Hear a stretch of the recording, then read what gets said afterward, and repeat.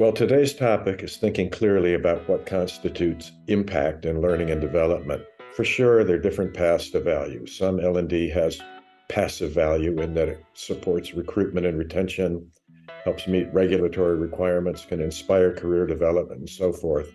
But for vital learning that's meant to drive business success, L&D leaders have to be very certain and very clear about how they truly add value. Today's guest is Kevin Hannigan, who brings a very straightforward understanding of training impact. Kevin is head of talent consulting at HPC, a behavioral change consultancy based in Dublin, Ireland. He works with Irish and international clients to develop, deliver, and evaluate bespoke solutions that drive performance across their businesses. He's won a number of awards and recognition. He's a former president of the Learning and Development Institute in Ireland, is a visiting lecturer at University College Cork. Finally, Kevin is a former double world champion in Taekwondo. He brings this passion and discipline for excellence to his work with clients. So welcome, Kevin. Thanks, Rob. Great to join you today. Yeah. So, Kevin, you suggest a very direct and simple definition of training impact. In a nutshell, what is that? In many ways, it's pretty simple, Rob. With a few minor exceptions, such as training for regulatory purposes, training for compliance purposes, I put it this way. The amount of impact we get from a training program boils down to this. How much, if at all, have we changed the on-the-job behavior of training participants? Yeah. So really, it's as simple as that. No behavior change, no impact. Yeah. I mean, obviously, with the caveat that I suggested earlier, where we need to look at regulatory or compliance purposes. In broad terms, I think when we think about impact, we need to think about changing behaviors, and particular changing the behaviors that matter and measuring this shift or change. And these behaviors are the ones that drive key business metrics. So in our work, we need to be clear about the behaviors we're changing and take steps to measure this. Right. Well, you mentioned, Kevin, you make the key point here that the behavior, it isn't any old behavior. It's behaviors that have to be consequential, that matter. How do we know what behaviors matter? If we go back to our old friend Addy, the start of that is analysis, and that's the foundation of what we do. So we really have to go in and investigate which are the behaviors that matters. One of the things that we observe when we talk to clients and we talk to learning professionals is sometimes they start with training content. Yeah. And I would suggest rather than starting with training content, you start with strategy, or you start with the goals that division or that business unit has, and then think about how they're being measured. That's where we start. And then from there, you can start to shift to understanding the behaviors that will enable the strategy. So more often than not, this comes from discussions with senior leaders. Yeah. Sometimes it comes with discussions from other senior stakeholders. But also we look at other sources of data. So we look at engagement surveys, exit interviews, client feedback. There may be lots of other data around, but it gives us an insight into the critical behaviors that matter. Yeah. Yeah. And importantly, Kevin, I see you making that as sort of a dialogue, a conversation you need to have with those leaders, because I'm sure you've run into instances where they're not so sure about, they haven't thought through those behaviors. As you say, they're starting with the content and haven't really thought through those behaviors. And you make some compelling arguments about why the focus on performance behaviors can make a difference and is very beneficial to driving value from learning investments. Let's talk for a minute about what some of those important benefits are. Yeah, I think there's quite a few benefits, Rob. And for me, when we talk to learning professionals, they often talk about getting a seat at the table. Yeah. And, getting the seat at that table means, I suppose, having data and insight that's of consequence, but also being able to demonstrate value. And I think this focus on behavior, allows learning professionals to deliver value in a number of ways. And, one of the most straightforward ways is manager engagement. Yeah. And when we think about behaviors and we think about engaging managers, sometimes, we talk about this and we know from research that engagement of managers makes a difference. That really starts to drive behavioral change. But sometimes we don't think about how we might do it. And this focus on behavior, in our experience, helps in three really significant ways. So the first way that we see is it gets buy-in from the managers. Very often managers see it in the diary, or they get a note from the learning team that their colleague or their team member is going off on a training program tomorrow. Please release them and please make sure they get there on time. And they might be told they're doing a program on personal effectiveness, but sometimes they don't really understand what that means. But if we focus in on helping the manager understand that by coming on this program, it's going to help their team member prioritize their time more effectively and minimize dead time, or help them make better decisions, then they can immediately see the link between the learning solution or the program and the things that they care about day to day. And these may also be things that they potentially provided feedback to HR, provided feedback as part of a performance review. So they can immediately see that link. Boy, I think I really appreciate that you bring that up as really one of the principal benefits of that.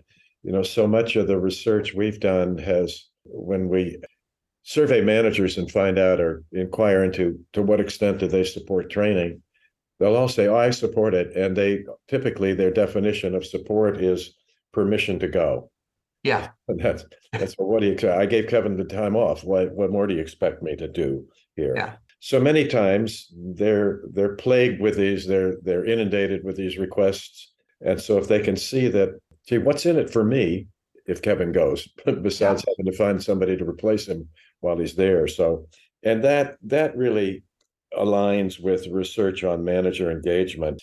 We know that manager engagement has to go beyond just cheerleading and permission to go. It's got to boil down to specific sorts of coaching, feedback, observing what's happening.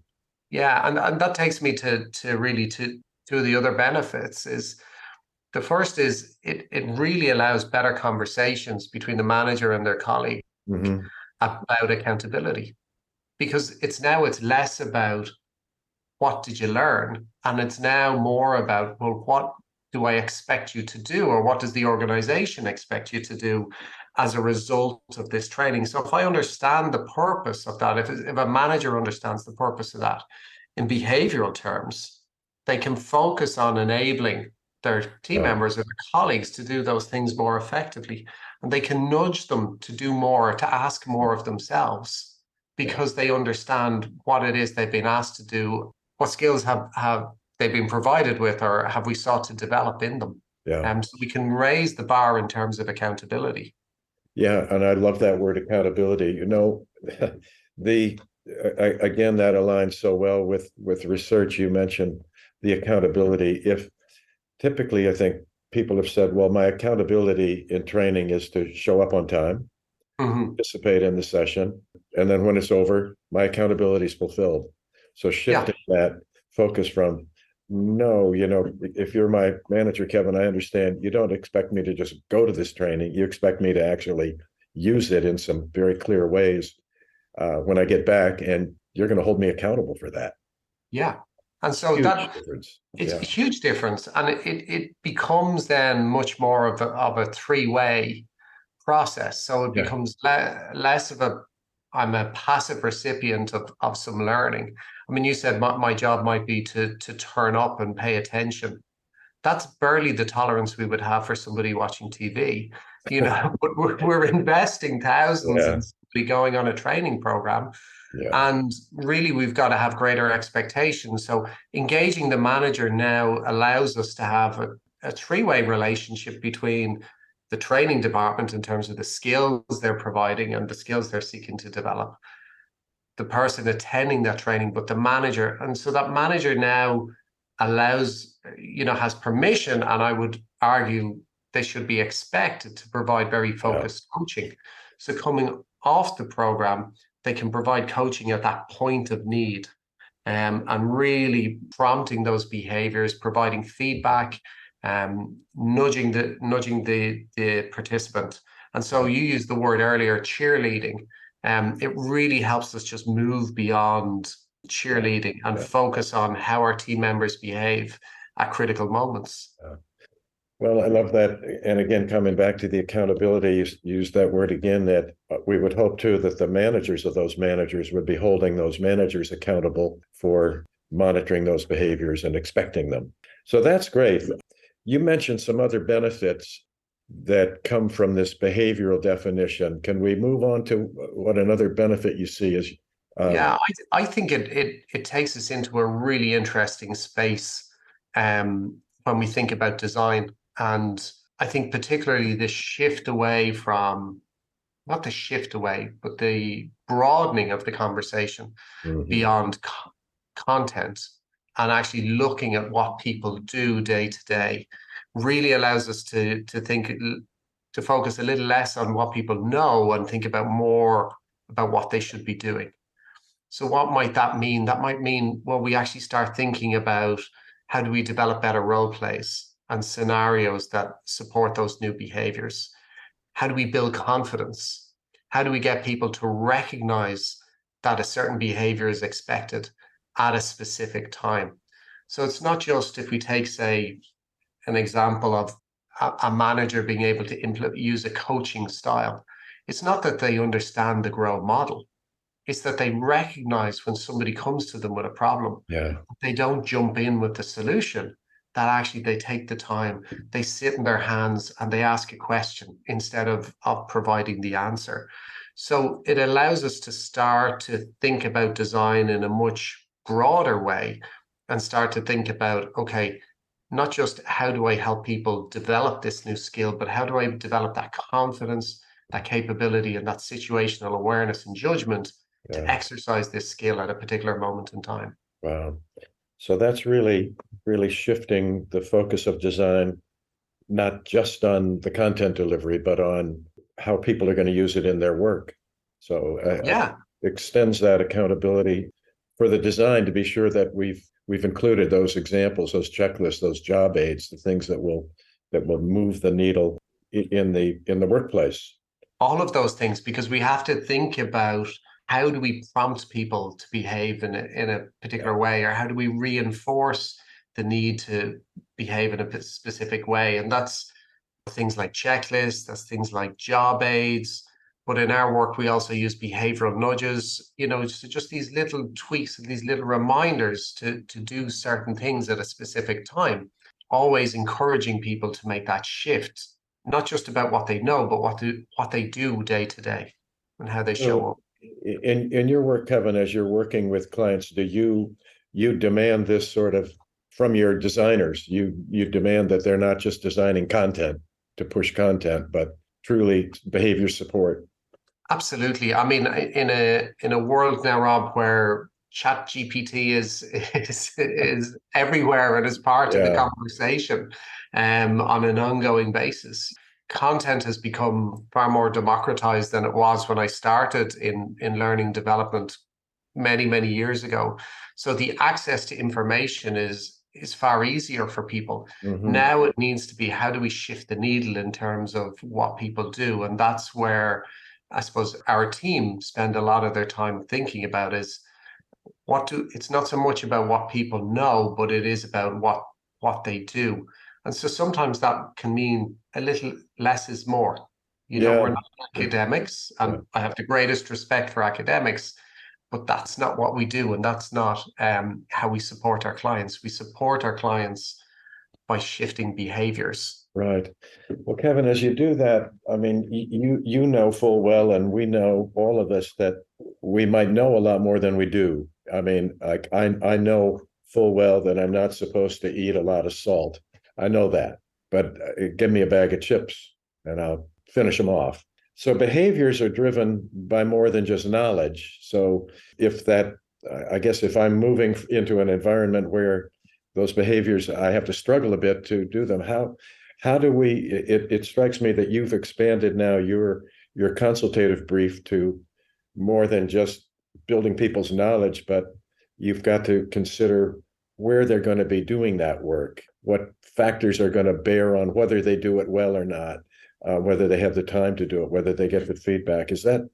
Is that true that now you have to broaden your engagement with the client to look at that performance context? Yeah, absolutely. And I think that's a great way of putting it is just that broadening of perspective. And so we think, and in our language with clients, we talk about the performance context, so the on-the-job behaviors. So that means going beyond just understanding or just having a sense of what people need to know and actually thinking about, well, what specific behaviors do we want to see? And digging into why mightn't we see those behaviors now? So, Yeah. your point earlier about I might know I shouldn't eat all of these things, but if I open the fridge every day and there's all sorts of things that I shouldn't be eating, then I'm always going to be tempted. And no different in a job. I might know what I want to do, but if we have a certain set of paradigms or beliefs in the organizations, if there's a certain set of incentives pushing certain behaviors, if I see other behaviors rewarded, if there's a lack of supports for specific types of behaviors, they all get in the way of me shifting from that knowing to doing. And so, yes, that becomes part of our dialogue and discussion with our clients is why mightn't we see this happening right now? What is it right now that might be preventing these behaviors from why mightn't we see these behaviors manifesting? Yeah. So that takes us into the world sometimes of incentives, that takes us into the world of performance supports, that takes us into sometimes conversations about how people are rewarded and how people are promoted. Yeah. But back to what we spoke about really early on in this conversation, it takes us back to the role of line managers and the kinds of behaviors that they're thinking about and how they're being measured. Because that might be an entirely different set of behaviors that they're Yeah. trying to get from their team. Well, that's really a change in mindset for both the learning development side as well as the client side, I guess. I mean, I know that, and we've seen some change as we're moving. Fortunately, one of the benefits of COVID, I think, COVID epidemic meant that we all of a sudden, gosh, we can't go in and do a 3-day workshop with a bunch of people anymore. So we've got to figure out a different way to reach them. But our brief in the past has always been, well, let's design something really good, and Yep. once we give it to them, and it's the end of the day, and they've completed their feedback form, it's sayonara, uh, Yep. goodbye, and best wishes and good luck. So we've never been able to get beyond that. I mean, people will say, well, the workshop's over, so you're done. Now it's up to us. There's no more role for the L&D consultant like you to play. Yeah, and that can be part of the dialogue, and it means that it's in some ways it's harder work because it requires us to move beyond our existing paradigms. It requires us to be far more consultative with the business, but it also causes us to expand our perspective on what learning is and where it takes place, because it's now no longer in the classroom or in the Zoom Right. or Teams environment. Yeah. It's in the performance environment as well. So we have to figure out a way of reaching into that. Yeah. Well, I know that you use a learning journey approach to your designs. We had talked about that previously. And that also I know you're using the Promote digital experience platform. How does the use of that technology, does it just make it easier to deliver content, or does it really help you focus more on this workplace behavior target? I think for me that it's the latter, Rob. It has the Promote platform, and we've been working with the team in Promote for 7 years now. Wow. It's really allowed us to reconceptualize, reimagine what a learning journey could be.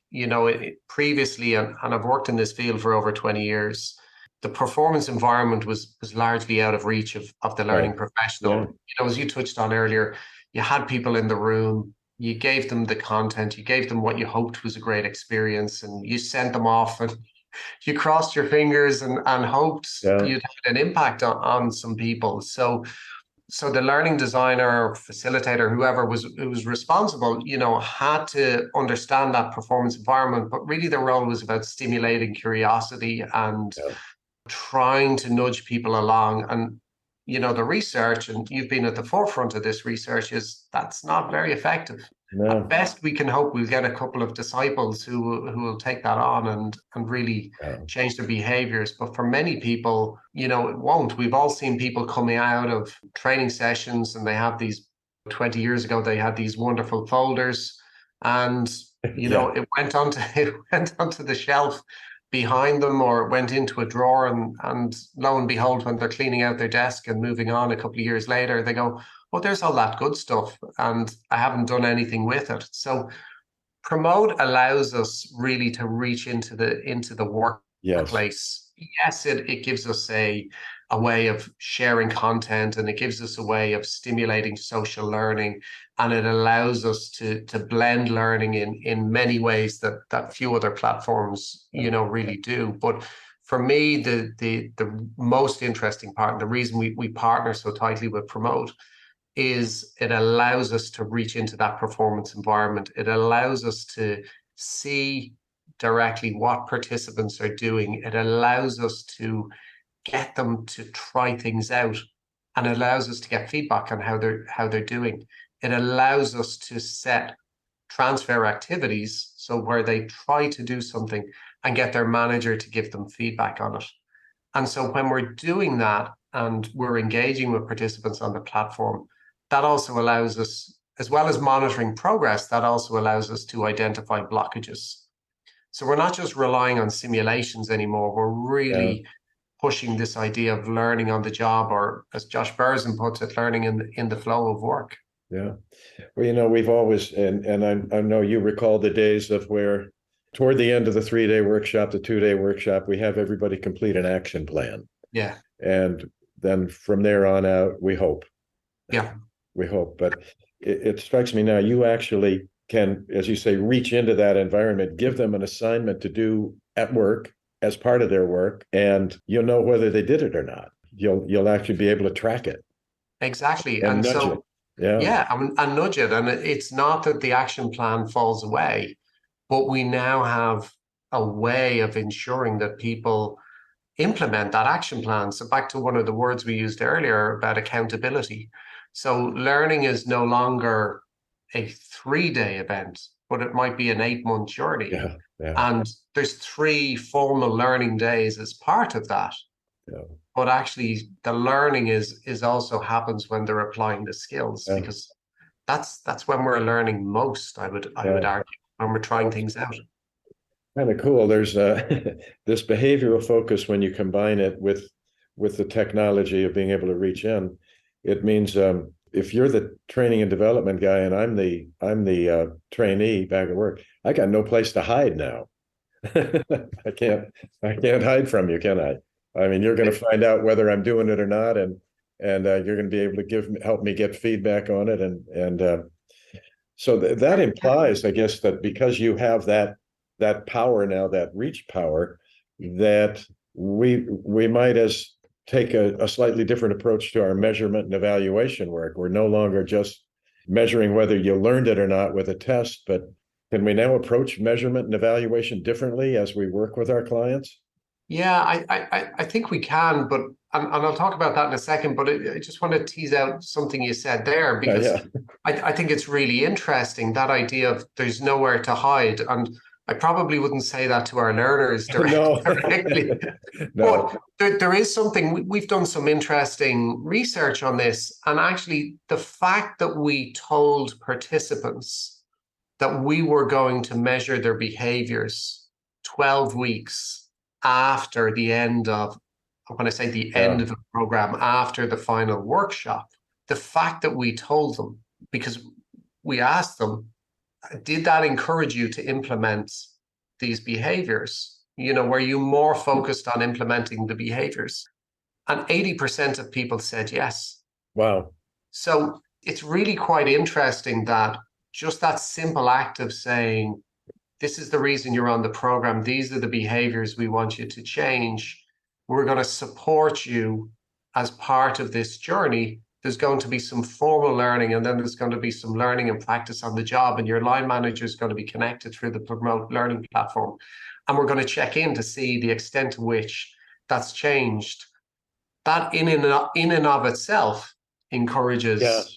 Yeah. participants to shift their behaviors. So I Right. thought when we did that, when we got that data back, I was quite fascinated by it. Just that the very act of saying we're going to measure Right. actually stimulated Yeah. some of Yeah. that change.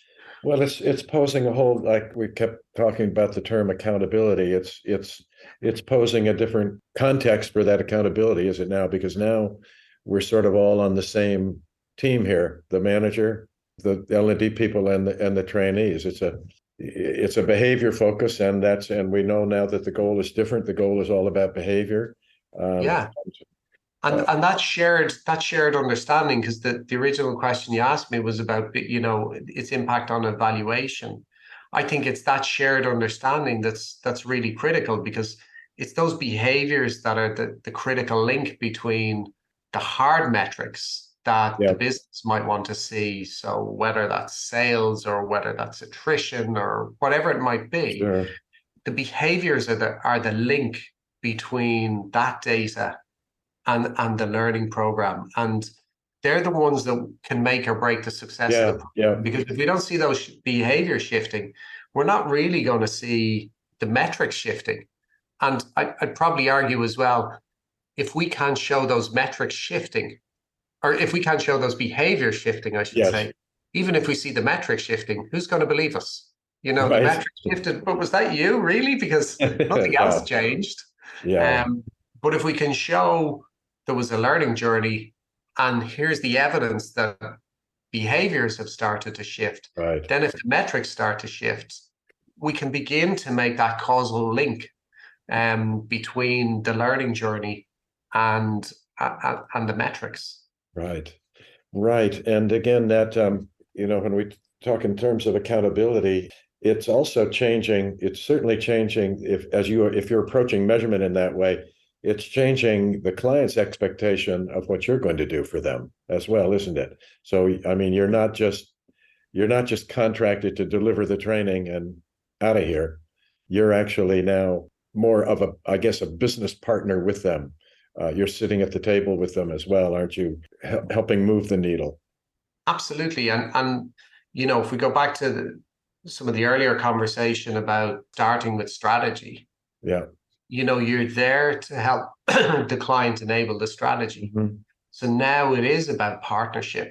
It's not just you're a cost center delivering training. You're actually there with them, Yeah. moving the needle Yeah. when it comes to them being able Yeah. to execute the Yeah. strategy. Well, I really like what you said about you're sort of surfacing the critical path. I mean, on the one hand, I've got the training that we're doing. On the other hand, I've got some metrics they care about in the business, whether it's greater retention, greater employee engagement, more sales, less waste, whatever, more greater productivity. I think there was a pretty big black box in between the training and those metrics. So you're kind of shining a light in there and say, look, these behaviors are the critical path. Hmm. They're what it's going to take to get there. I mean that what I know from the evaluation side is that if we deliver the training and it's supposed to change retention rates, and then we wait a year and then measure the retention rates and find out if we found out at that point that nobody ever used the training in the first place, Yeah, we've lost that year to intervene and shape the behavior. So absolutely. what you're talking about, measuring these behavior change, we can start that within weeks after the training, not a year. And if it's not changing now, because you've also looked at the performance context, as you Yeah. say, you can say, well, it's not changing because this, or this. And if we change those things, we're going to get back on the critical path. Um, Yeah, and I think that's a really important point, Rob, because waiting a year for some of that yeah, data to come through, or sometimes even longer. If you're waiting for another engagement survey to roll around, it can take yeah, yeah, sometimes any length of time, yeah, up to 2 years. But actually, with that focus on behavior and actually understanding the extent to which they are shifting, or the extent to which they're shifting in one team but not shifting in another, allows us to really delve in and understand what's going on that's maybe not giving us where we're not seeing the impact that we Right. want to see. And it allows us to do that critical work really early, rather than, as you say, wait passively for a year and hope that it is shifted. Yeah. Yep.